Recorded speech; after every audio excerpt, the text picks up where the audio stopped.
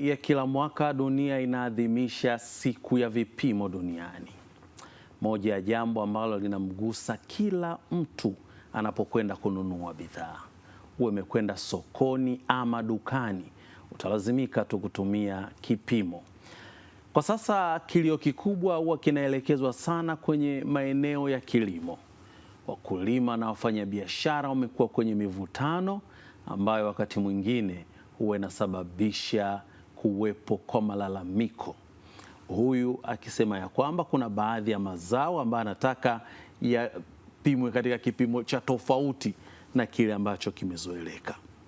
Kawaida hapa Tanzania mazao huwa yanapimwa katika gunia lenye ukubwa wa kilo 100 na si zaidi, lakini kuna wale wajanja ambao wamekuwa wakitumia lumbesa na kusababisha malalamiko katika maeneo mbalimbali. Lakini dunia yenyewe imekwenda kasi na watu sasa hivi wanatumia zaidi mizani ya kidijiti ama kidijitali, si ile mizani ya mwenzangu na mimi ambayo unaweza ukaichezea na kumpunja mteja wako kwa baadhi ya gramu kwenye kila ambacho ananunua. Kulikoni, bado kumekuwa na kilio cha matumizi ya vipimo hapa nchini. Lakini nini kinaweza kikawa ndio mwarobaini wa hili tatizo na hatimaye kila mmoja akafurahia kipimo ambacho anakutana nacho? Hiyo ndio mada yetu kwa siku hii ya leo. Naitwa Nurdin Selemani, nikikualika nikiwa na matumaini ya kwamba siku yako imekuwa salama salmini. Tutakwenda mpaka pale Dodoma, tutaungana na Stella Mroso ambaye yeye ni meneja huduma za meteorolojia kutoka TBS. Karibu sana Stella.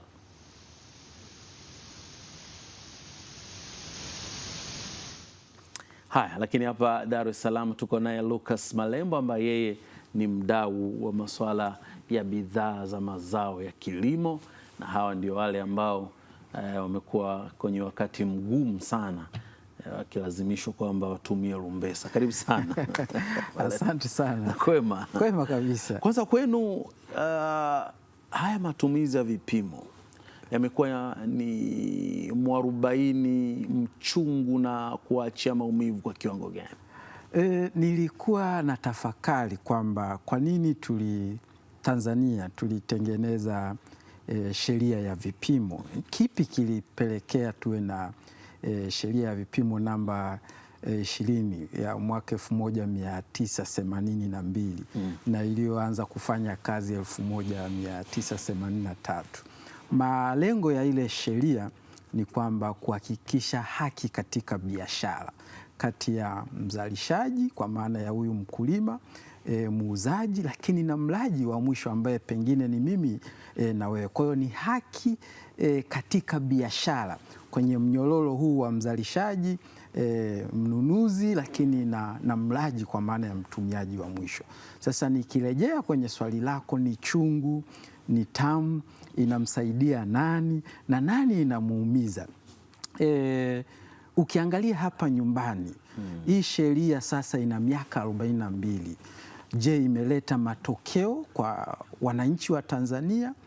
Utagundua kwamba kuna changamoto kubwa, na ilipokuwa inaanzishwa na sasa tumerudi nyuma zaidi. Kwa nini nasema hivi ikiwa leo ni siku ya maadhimisho kwa maana ya vipimo duniani?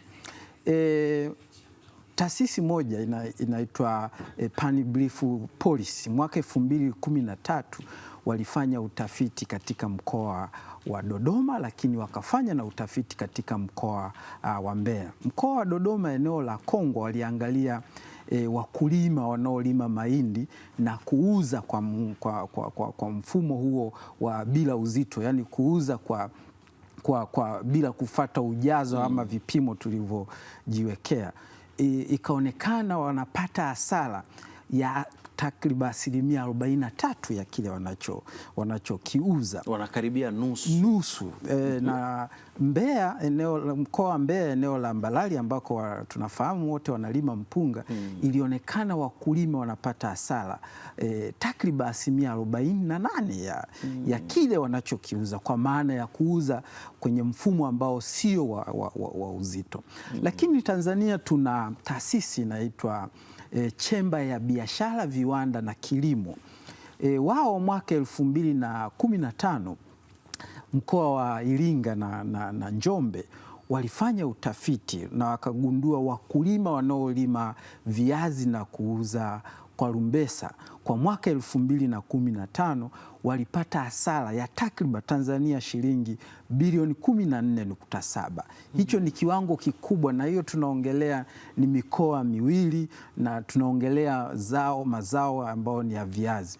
Lakini chemba ya biashara, viwanda na kilimo Tanzania mwaka huo walionyesha nchini Tanzania kwa mwaka 2015 wakulima walipata hasara kwa kuuza bila vipimo takriban Tanzania shilingi bilioni 174. Hiki ni kiwango kikubwa sana cha pesa na hususa kwa wakulima wadogo wadogo, lakini 2015 mpaka 2025 imeongezeka.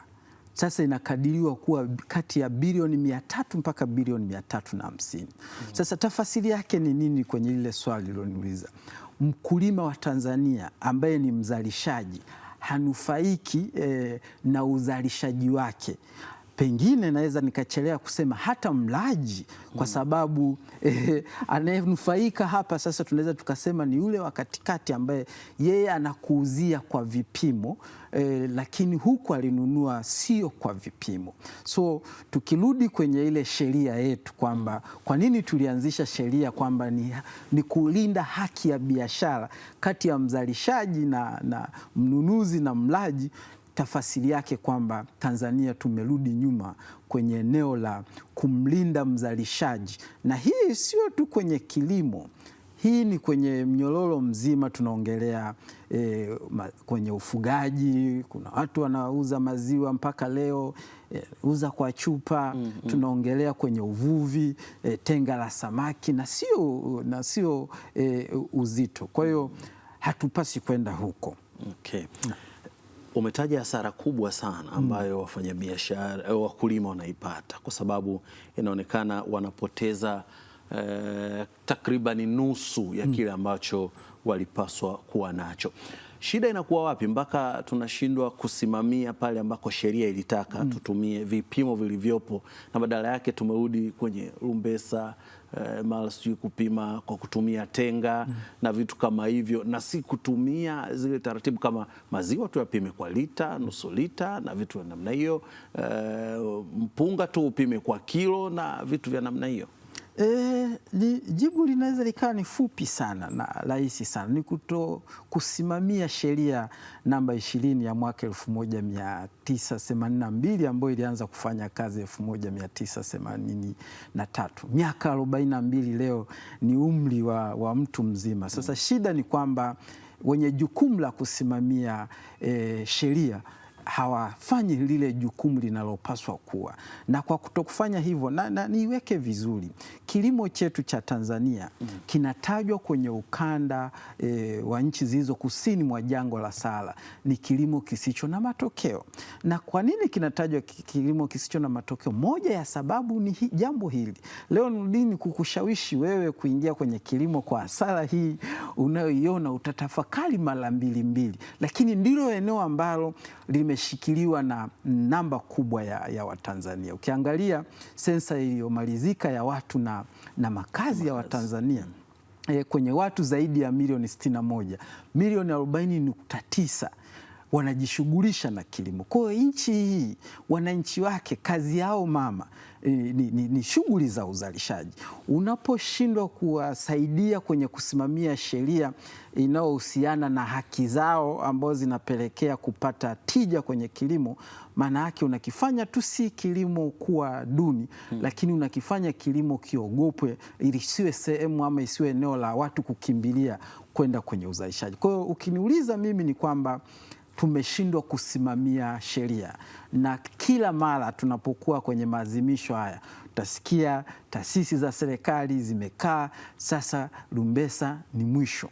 Na huwa inanisikitisha na kunishangaza. Mfano, viazi vinavyotoka Njombe, mboga zinazotoka pengine mikoa ya Iringa na maeneo mengine, zinavyoletwa kwenye masoko makubwa kama Dar es Salaam, yale magari yanapita kwenye mizani kuangaliwa uzito wa lile gari, lakini kule yanakotoka yajanunuliwa kwa uzito, na hapa sokoni yakifika pia hayauzwi kwa uzito. Mimi nimewahi kuangalia na kufanya tafiti zangu ndogo. Tenga la nyanya ambalo linauzwa kwenye masoko yetu ya Dar es Salaam yanaweza kama matenga 20 na yasifanane uzito, lakini bei ni ile ile. Ndio maana nikasema kutokusimamia sheria kuna mpa hasara mzalishaji, lakini hata mlaji. Wewe unatakiwa leo thamani ya pesa yako ionekane kwenye uzito wa kile unachokinunua, sio fungu. Yani nilikuwa naangalia kwenye ukurasa wangu wa X kwa maana ya Twitter, nikaangalia mwaka 2024 nilitweet kwamba nilikuwa Nairobi, Kenya hata mkaa unauzwa kwa kilo. Yani wale wanaouza mkaa wana mzani pembeni. Sisi leo naangalia baada ya kuwa nakuja kwenye kipindi kwamba kumbe wenzetu hata majirani wameanza muda mrefu. Kwa hiyo kujibu swali lako vizuri ni kwamba wanaopaswa kusimamia sheria, naweza nikachelewa kusema kwamba wameshindwa kusimamia sheria ipasavyo. Lakini nafasi ya wakulima wenyewe, kwa sababu hawa ndio wanaonekana wanaumia na namna ambavyo umetaja takwimu hapo na fedha ambazo zinapotea, wangeweza organize pamoja na kuwa na mizani yao na wakasimamia hivyo vipimo, huenda leo labda na haya ambayo tunayasikia kama kilio yasingekuwepo. Ukisikiliza leo duniani huko maadhimisho ya siku ya vipimo yanajaribu kugusia kitu kinaitwa sera. Hata Tanzania tunapaswa kuiangalia sheria yetu ya mwaka 1982 inaendana na mahitaji ya sasa. Ukiniuliza mimi leo, kuna mabadiliko makubwa, tunaongelea dunia ya kidigitali. Sasa wakulima wetu, kujibu swali lako kwamba nini wanaweza wakafanya, aliye na nguvu siku zote kwenye biashara tena hususa ya mazao ni mfanyabiashara. Yeye ndio anaenda na mzani wake huko vijijini, yeye ndio anaenda na mzani wake sokoni. Kwa hiyo mkulima hana nafasi ya kuuza kwa kutumia mzani wake, na hata haya maeneo tunayoona kuna mizani, bado huwezi ukasema mkulima anafaidika, kwa sababu mzani huu ni wa mfanyabiashara. Kwa hiyo nini tunaweza tukafanya? Kwanza ni kuangalia sheria yetu, tuje tuangalie leo dunia tulionayo, bado tunapaswa kwenda na hii sheria, lakini kwenye mtazamo gani? Pili, tuanze kuangalia, na tukisimamia sheria inawezekana, kwa sababu ilitungwa kwa kuona kwamba kuwe na haki. Tukiweza kuisimamia itatupa matokeo. Kienda mipakani, navusha mizigo huko, lazima upime uzito. Tunashindwaje? Yani moja ya kitu ambacho wanajitafakari mpaka kesho kwamba tumeshindwaje kumlinda mkulima na tumeshindwaje kumlinda mlaji. Wewe utakiwa ununue tikiti kwa pisi, unatakiwa ununue kwa uzito. Wakati fulani niliwahi kununua mbegu gramu 500 za matikiti maji. Nikataka kujua thamani ya kila mbegu. Kwa hiyo nilibomoa lile kopo, nikaanza kuhesabu punje moja baada ya nyingine. Nikagundua kila mbegu thamani yake ni shilingi kiasi fulani. Mbegu unauziwa kwa gramu ama kwa kilo, tuseme unauziwa kwa kilo. Mbolea unauziwa kwa uzito. Viuatilifu unauziwa kwa milis. Kila kitu unauziwa kwenye vipimo, na hata unapoenda kuweka mbolea unaambiwa uweke kwa vipimo kiasi. Lakini ukivuna unauza kwa pisi, kwa ndoo. Wakati huku umelasimishwa kwamba ununue zote kwa ujazo. Kwa hiyo tunapaswa tumsaidie mkulima kupunguza hizo hasara. Kwa hiyo mkulima, kwa swali lako, hana namna ya kufanya tofauti na wenye jukumu la kusimamia sheria wanapaswa wafanye. Na tuangalie sasa, je, bado tunapaswa kwenda na sheria hii katika muono huu, au miaka 42 baadaye tunapaswa kubadilika na kuangalia mahitaji ya sasa yakoje, ili tumsaidie mzalishaji, tumsaidie huyu pia anayefanya biashara kwa maana ya mnunuzi, lakini mwisho wa siku tumsaidie mlaji wa mwisho. Bado nyie ndo wakulima ndio ambao mnaonekana mnaumia kwa kiwango kikubwa sana. Na hali ipo hivyo, na ikishatoka hapo maana yake pia mtu mwingine anayekuja kuumia ni yule mlaji. Hata sisi tunaenda masokoni wakati mwingine labda masoko machache sana, hata hapa mjini ni ya kuhesabu. Ukifika pale unakuta nyanya zinapimwa kwa kilo na vitu namna, lakini sehemu nyingine ni sado na ndoo na vipimo vya namna hiyo ambavyo katika hali ya kawaida sio vipimo halisi ambavyo mtu anaweza akapata kile ambacho anastahili. Ndo kama hata mwenyewe umetolea mfano kwamba tenga la nyanya inaweza likaja kika na uzito tofauti, kwa sababu ni tenga. Mtu anasema kwamba tenga hii ndauza labda 130,000, utalinunua hivyo. Kwa hiyo kama bahati yako kupata kilo nyingi, hewala, ukikosa ndo hivyo. Mnasukuma vipi ili kuhakikisha ya kwamba uwepo wa sheria uwe na tija kwa mkulima na baadaye yule mlaji aone matokeo? Kwanza mimi niko kwenye maeneo mawili. Niko kwenye kilimo kwa maana ya kuzalisha na niko kwenye biashara. Kwa hiyo naongea kwa uzoefu, nikitazama namna mkulima anavyoumia na namna mfanyabiashara ambavyo anafaidika ama anamnyonya mkulima. Lakini nikimtazama mwisho mlaji, nini kifanyike? La kwanza, ukiondoa hilo la kusimamia sheria, ni elimu. Tunapaswa kutoa elimu kwa sehemu kubwa sana kwa wakulima. Nitakupa mfano mmoja. Hata ukichukua mahindi ya mkoa wa Ruvuma kilo 100, ukachukua na mahindi ya mkoa wa Songwe kilo 100, na nimejaribu kufanya hivyo, na ukachukua mahindi ya kilo 100 ya Dodoma, na ukachukua mahindi ya kilo 100 ya mkoa wa Manyara, ukayasaga unga, tuseme unga wa dona, uzito hayafanani.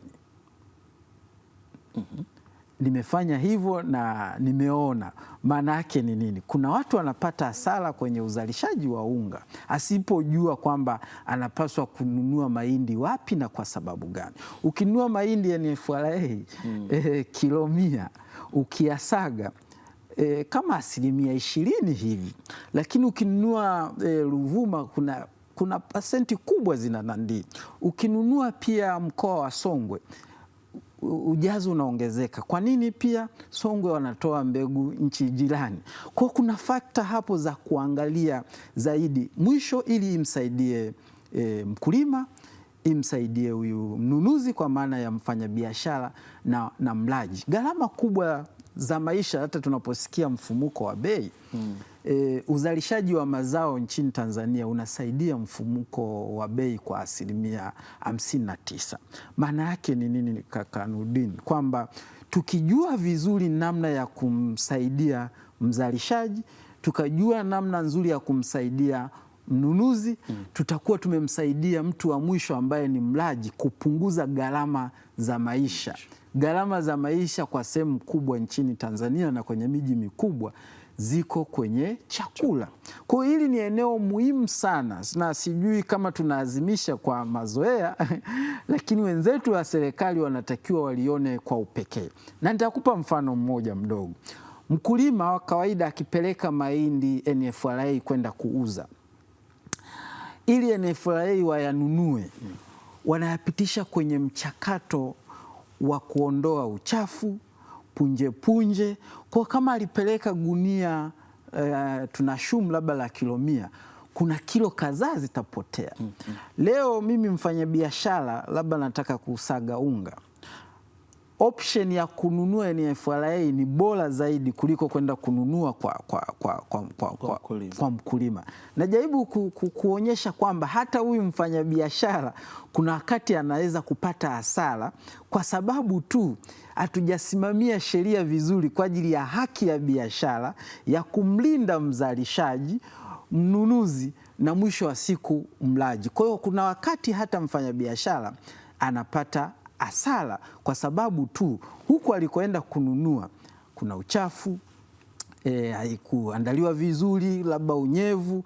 Na tumewahi kuona sisi tulipeleka tulipata soko China la kupeleka maharage ya soya. Tuliona yaligundulika maharage yetu ni machafu,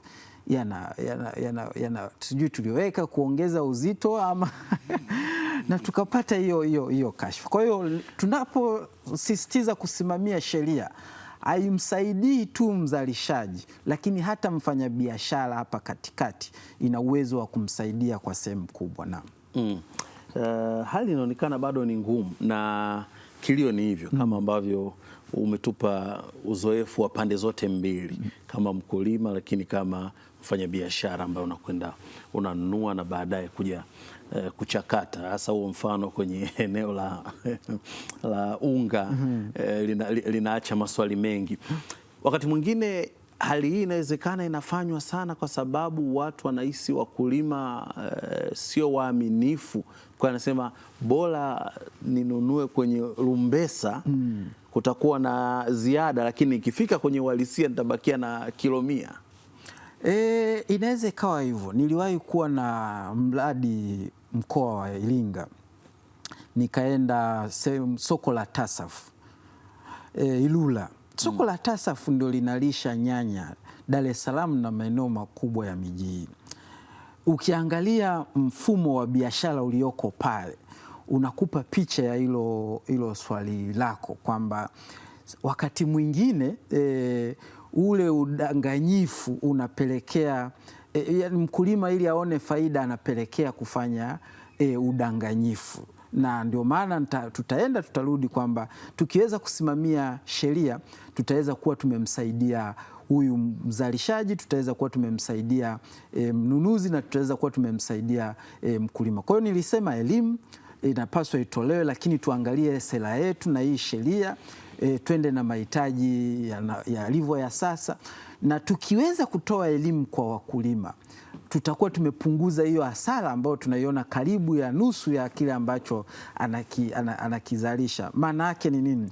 Kilimo chetu kitakuwa cha tija, kitakushawishi wewe anayetutazama na kutufuatilia sasa hivi aone kumbe ninaweza nikaingia kwenye kilimo na nikapata matokeo. Kwa hiyo kilimo kwa sura nzima sio kibaya, lakini kinakuwa kibaya na kinaonekana kina changamoto kwa sababu ya hizi loopholes zilizopo kwenye mnyororo mzima. Hapa leo tunaongelea uzito, tunaongelea vipimo, lakini tutakuja tuongelee wakati mwingine upotevu wa mazao unachangiaje pia kwenye hili eneo. Tutakuja tuongelee usafirishaji.